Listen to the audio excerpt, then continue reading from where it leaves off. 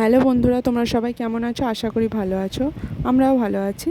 চলো একটা নতুন রেসিপি নিয়ে তোমাদের সামনে হাজির হলাম। সেটা হচ্ছে বেগুন কষা।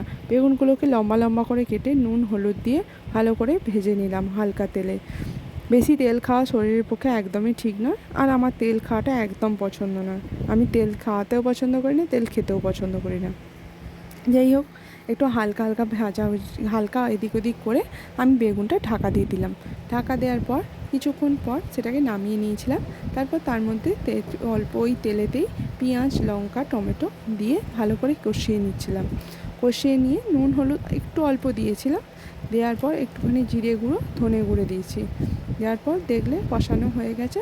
ভাজা বেগুনগুলো দিয়ে দিয়েছিলাম, দিয়ে অল্প একটু জল দিয়েছিলাম, একটু কষাতে দিয়েছিলাম, জাস্ট কষে দিয়ে ঢেকে দিয়েছিলাম। দেখো আমার রান্না রেডি, বেগুন কষা। কেমন লাগলো অবশ্যই জানিও। লাইক শেয়ার অ্যান্ড সাবস্ক্রাইব অবশ্যই করো। আর